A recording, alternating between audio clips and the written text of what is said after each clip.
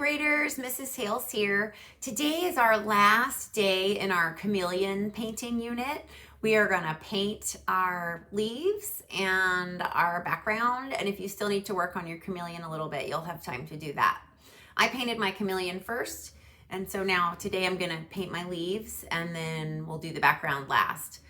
I'd like for you to use some of the watercolor techniques that we practiced in the first lesson in this unit in your leaves if you didn't get a chance to use some of those techniques in your chameleon. So for the first technique that I'm going to use is the wet on wet, where I blend two colors together. So let me show you how I did that. Actually, I don't blend the paint colors together. Here I am wetting the paper with just clear water, and I'm going to wet the whole part of this leaf that's outside that middle section. I want to leave that middle section white that I outlined in black. So you can see that green paint is moving around on my paper into the areas that are wet. So there's a lot of like happy accident stuff that happens with this. You can control where your paint goes a little bit, but not completely. Now I'm going to put some dots in my pinkish like magenta color that I want along here. And I want to leave some of this plant, some of these areas a little bit white. So I want the green and the pink to kind of blend together, but I want some of the areas to stay either lighter or white.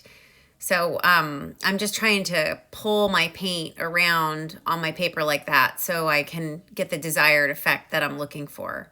And then I'm just gonna let it dry like that. And I'm gonna try not to rub my hand over it while I paint the rest of my picture.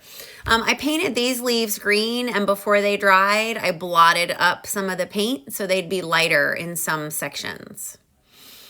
I'm gonna paint my branch brown, and I wanna use the salt technique on my branch. Remember, you have to sprinkle the salt before the paint dries. So if you wanna do the salt technique in a larger area like this, you have to paint it in small sections and then sprinkle the paint before the paint dries. While it's still soupy wet is best. And then let the salt and the paint dry together and brush the salt off next week. Also, the kind of juicier and richer your color is, the more pigment there is for the salt to take away. So use darker concentrated colors over lighter colors. I painted these leaves solid green, and then I wanted to come back over them and draw the vein or paint the vein or the middle of the leaf in a darker green color. So you can layer colors with watercolor. That's pretty fun and very common. So practice that if you want. So that was wet paint on dry green paint. And now I'm just gonna paint my background. I pre-mixed in my lid a nice turquoise color that I liked, and I made it a little bit watery because I want my chameleon and my leaves to stand out. I don't want the background to stand out. So make sure your background paint is a little bit watery. If you want to pre-mix it in the lid of your watercolor palette, you can. I also sometimes use, if you're at home, I'll use plastic lids from other things. Like I don't recycle them, I save them, and I'll mix paint in like to-go container plastic lids too. All right, boys and girls, use the skinny part of your brush or a skinnier brush for little tiny skinny areas. And if you have two brushes, you can use a wider brush or a bigger brush for the larger areas. And here is the finished product. It's a short video today because I want to give you as much time as possible to finish your chameleon drawings and paintings.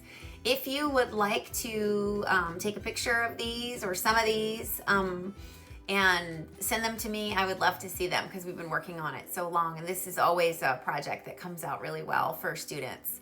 All right, boys and girls, I will see you next class.